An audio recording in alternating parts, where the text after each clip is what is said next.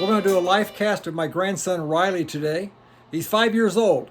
I did this when he was 3, and he's been anxious to do it ever since then again. But we're going to use some silicone. We're using silicone by Reynolds Materials, I guess smooth-on products. And we're using some plaster bandage. I like using an extra fast-set plaster bandage so I get my subject out of the chair quickly. Okay, here's a quick way to figure out the amount of material that you want to use to do a face cast. I keep around a lot of my old casts, especially of a family member. This is my grandson Riley, about 3.5 years of age.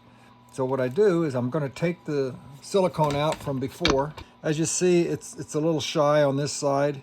I want to make it nice and clear and clean all the way around the edges there. So I'm just going to set my scale up, turn it on, make sure it's zeroed off. Then I just lay this on here, and that gives me, it's not touching anywhere. Double check.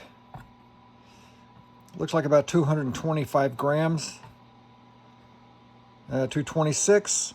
So I'm going to make it, I want a little bit more, so I'm going to run that up to let's do 300. So I have plenty of silicone. I may want to go further down on the neck. So it's going to be 150 grams of each of body double silk.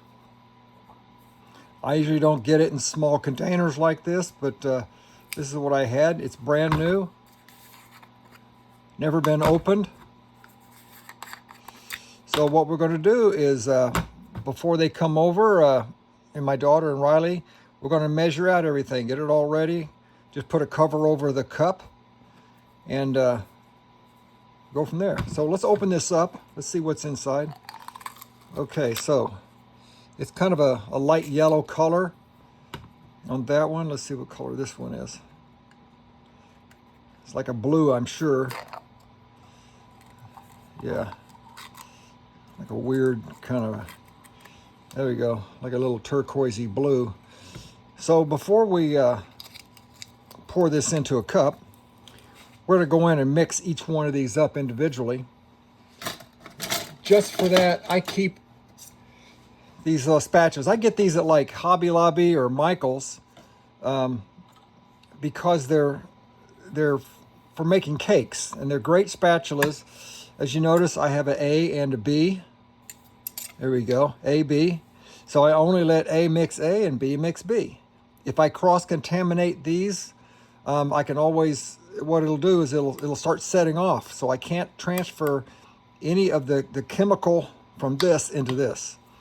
I know it sounds like a stupid thing to say, but it happens, especially when you're dealing with silicones of two different of the same color, like a clear.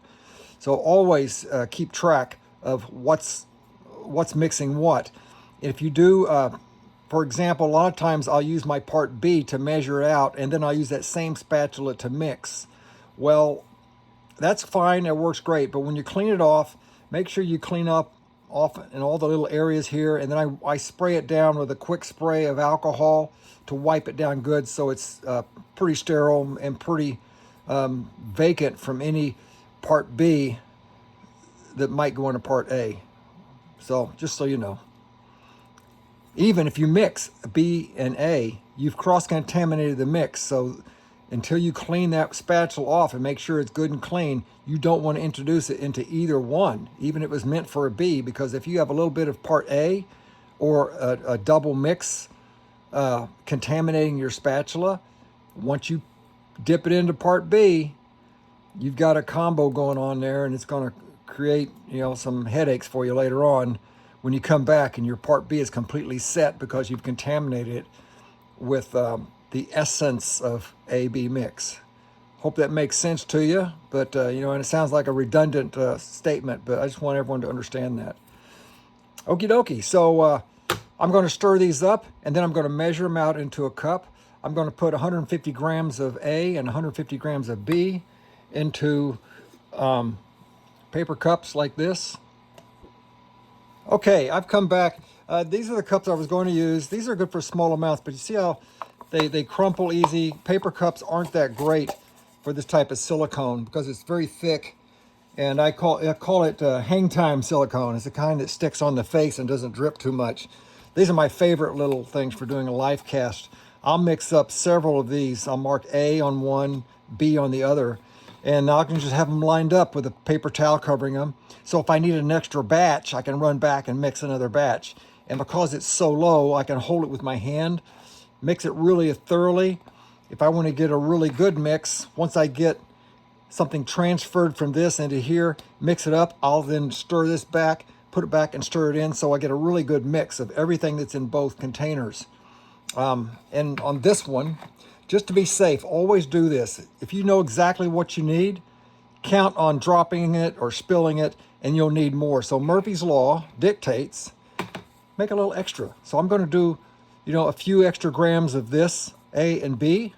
And if I need it really quick to add a little bit of more silicone onto my mix as I'm doing the face cast, or to maybe extend an area where I didn't get enough on, I've got this as a backup. If I don't use it, I just put it back into the containers and use it next time. So it's a good way to be prepared, because if you're trying to measure this stuff out while you're in the middle of doing a life cast, you're going to lose all your time.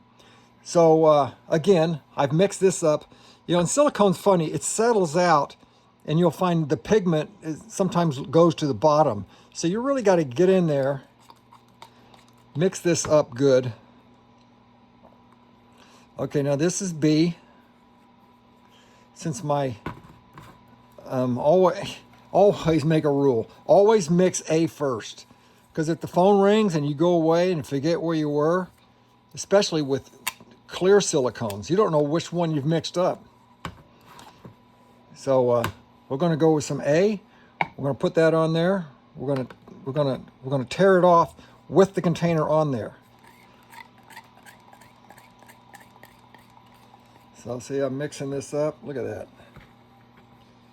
It's hard to even get in there and stir. So if you can afford it, get these things in the big gallon tubs. It's a lot easier to deal with, and you don't waste as much material. I mean, this is going to be hard to get all that material out of there with the design of this thing. It's kind of crazy. But, that's kind of what I got here. We'll make the best of what we got to do. I guess this is easy to transport, through shipping and stuff, but they really need to come up with a better method. Okay, so that's kind of mixed up. So what we're going to do, pull it out of there. See what I mean about these containers? They suck. Reynolds, get your stuff together. I love your materials. Hate your containers. Okay, that's 80 something. Here we go.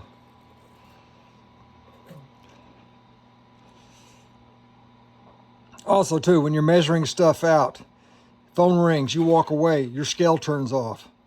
Make sure you've got at least your first measurement out before you step away, or write it down how much you had on there. So that's 100 grams right there, 112. That's about half of what we needed for the first one that was 226 grams. So I'm going to go up a little bit more. I'd rather have a little more than I need. So it's 135. We want to go to 150.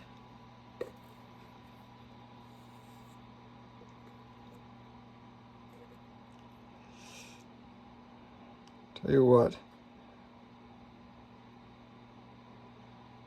140.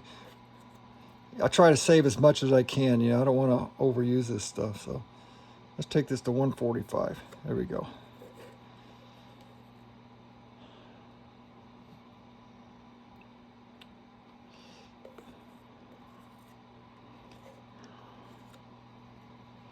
$144.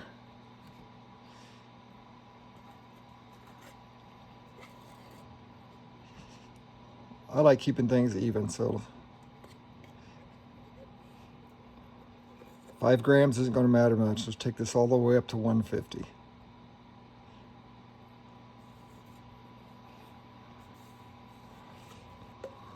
Yeah, it's tedious, I know.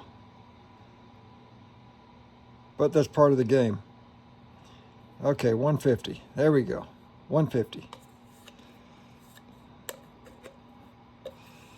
See, look at that mess on there. You got to clean all this off. Nothing makes me crazier than coming into a lab and seeing a bunch of people working, and they're using the same containers, and each one leaves a bigger mess than the one before them. Next thing you know, you got silicone everywhere, all over the floor, all over the scale, everywhere. So especially in a situation where you got students, that makes me crazy. Okay, so 150. Okay. I use a lot of toilet paper to clean my stuff off because it's cheaper, it sits around, it's small, and it's not like using a whole piece of paper towel just for cleaning off a little area. See, I'm getting into the cracks there. So I do this every time. Every time I mix silicone, I clean off my paddles. And even before I use this next time, I'll spray it down with alcohol.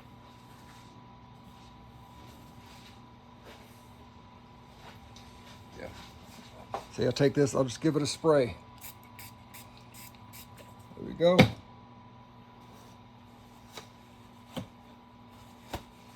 we go. A new piece of toilet paper to clean it. So this is nice and clean.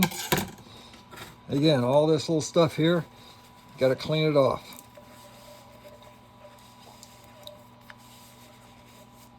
There we go. So again, I'm not going to worry about mixing up any extras. I know I have enough, but whenever you're doing something, put like an extra 50 grams in this, so you have this backup amount. Okay, now we're going to go with this, but we got to get rid of this stuff, right? We set that off to the side, put a new container on. See, it's 2 grams heavier. For whatever reason, this is 2 grams heavier, so you always have to tear it off. It's 1 gram there, so always zero it off. There we go. So now I'm going to put 150 grams of this silicone into this container. This is a life casting silicone. It's called Silk. The nice thing about it is it's got an additive in it that keeps it really from sticking to the hair on the face. I always coat the face with a little moisturizer anyway, but this has an additive that helps it release from hair on the face. Like peach fuzz or something that a woman might have on the side of her face, or a child, or eyebrows and eyelashes. It just helps it release easier. It's always good practice to put some moisturizer on the skin first. I'll show you what I use. It's really inexpensive. You can find it about everywhere. Vaseline works, but it's a little greasy. It's easy to put too much on. I use actually something, it's a hair moisturizer I use, like a conditioner. It works, it's great on the skin. So here we are at 228.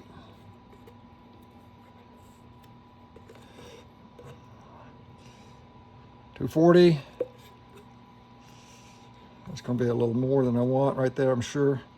Well, right on the money so far. $249.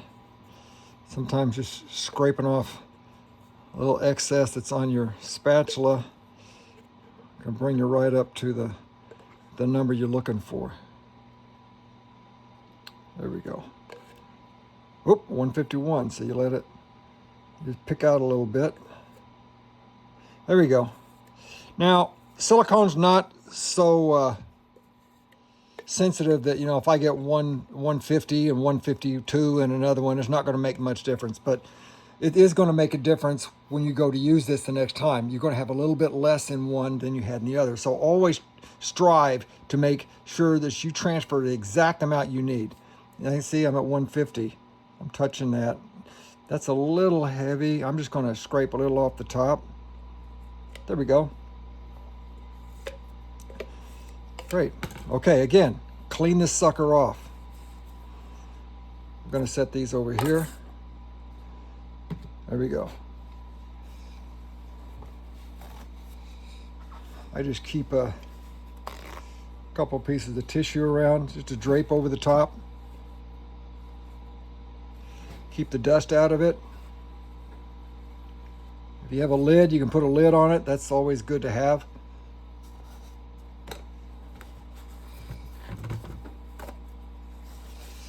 Again, toilet paper is great for this. Saves a lot of money in paper towels.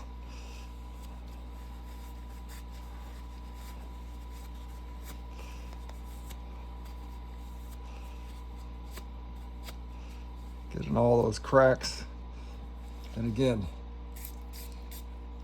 a little alcohol.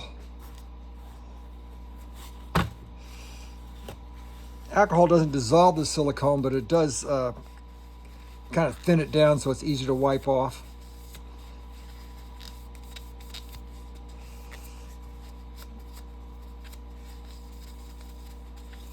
Great. This one's all ready. Again, big mess. Get that stuff cleaned up.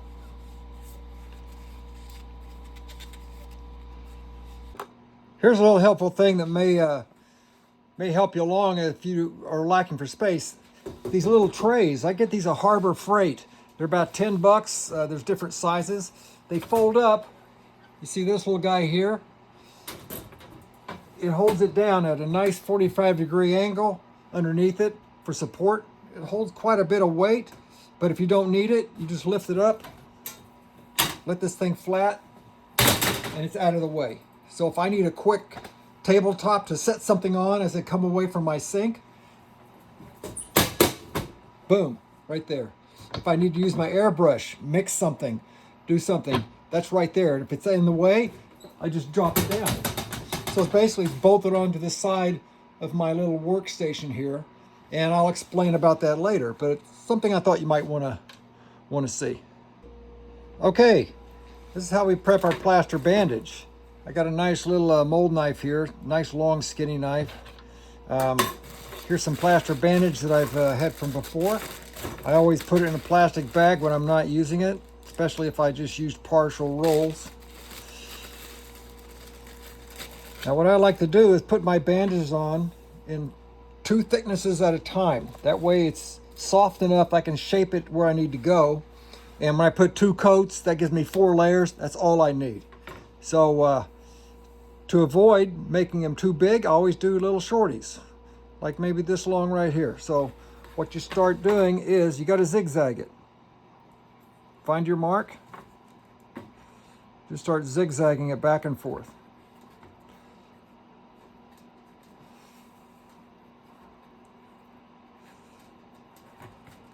I do this with every face cast that I'm going to do, so it's all prepared and ready to go. Sometimes if I know I'm doing a lot of face casts, I will do several trays of these things. I'll do short ones, long ones, little pieces, all kinds of different sizes. You'll see as I go. This is 4-inch. This is kind of like my favorite width to use when you're just doing a face. If you're doing a full head or shoulders or body, I go into the 6-inch size. But since we're just doing a small face today, look at that, it's almost perfect. Now, before I just set this aside, I need to roll out all these pieces first.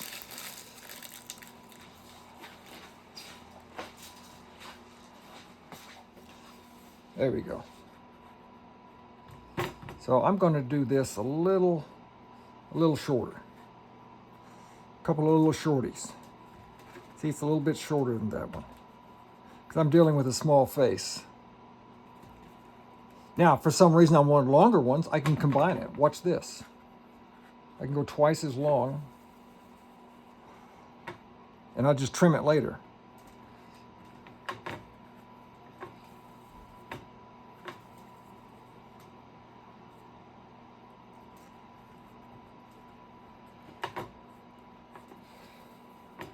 A little nod to Dick Smith on this kind of technique, is, you know, as far as being clean as you go.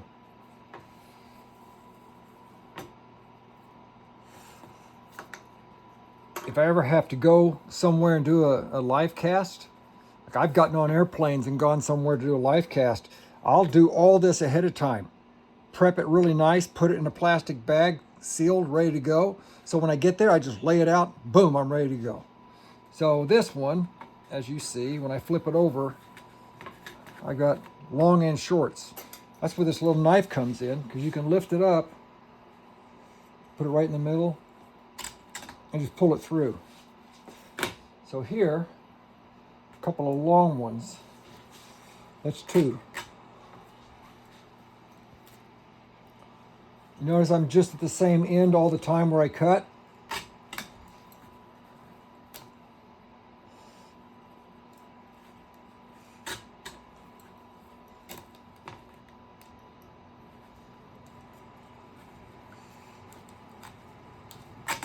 All right, so these are nice big pieces. These will go around the whole edge of the head.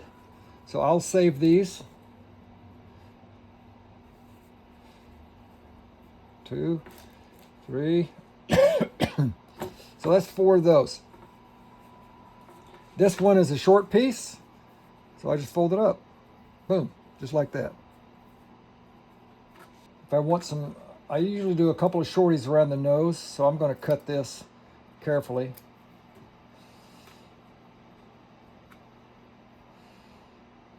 So there's a couple of short pieces. I'll cut this one down the middle here.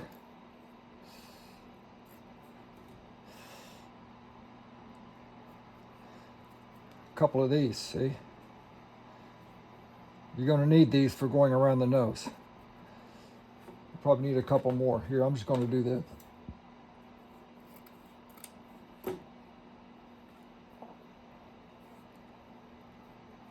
There we go.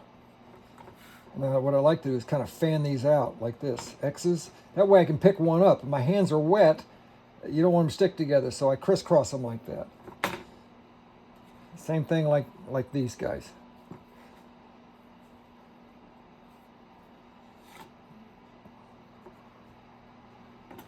Okay.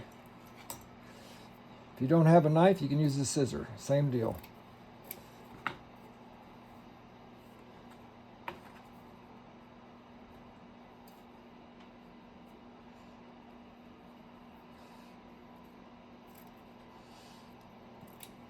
It's the prep that keeps you ahead of the game here. You can't be doing this while you have someone sitting in the chair. They get impatient, they get anxious. This stuff, when you do a face cast, it needs to go off like clockwork. You need to appear, even if you're not that experienced, you need to appear that you have all your ducks lined up, and it just instills confidence in the person you're getting ready to put that stuff on, because they're probably kind of nervous and wondering, how they're going to come through this. My mom, the first time I did it, kind of freaked out. So I had to stop where I was, let the alginate set, take it off, talk her through another session, and we did fine after that. So, okay, there's a little shorty there. These, you see how they're crisscrossed, the way I set them down? So I can pick one up, the other one's at another angle, the other one's at another angle, so I can get at things. If you lay them straight like this, you don't know where the edges are. It's hard to pick them up. This way you can see them. And also, I'd throw away all this dust too, so it's easier to deal with. So these little shorties for around the nose, these go right in their own area. I've got the big pieces for around the sides. Here's these medium length pieces. I'm gonna go ahead and cut these up. I'm using the scissors. The knife is a little messy. It's amazing how little plaster it takes to do a face cast. You don't need that much. And you save a lot of material. So this one I'm going to line up like this. See how it overlaps? Maybe I'll put this one like that so I can get at it. There we go. Here's my long pieces. Ready to go. When I start, first thing I'm going to do is get the material on the face. Then I'll follow along with a strip all the way around the edge, just like this. That'll hold the rim on. Then everything else connects to that. Because if for some reason you start losing your person's attention, they got to get out fast, as long as you've got the perimeter and some across the front, it'll hold the shape. You'll see as we go, and I'll describe that as we're going along. So these are all ready to go. Let me do this. Gonna fan these out a little bit. Just fan them out like they're cards so they're easy to pick up. So there we go. That's my prep for doing a face cast for Riley. This one I can put back till later. I don't need it. It's always better to have extra plaster prepared because you don't want to be cutting this stuff up while you're in the middle of a life cast. I've done this enough. I know exactly how much I need, so I'm pretty good. I was going to do this for extra, but I don't think I need it. So we'll put this away till next time, and we are ready to go. Hey, thanks for stopping in. We'll see you next time on the FaceMaker Factory. Remember to like and subscribe. Take care.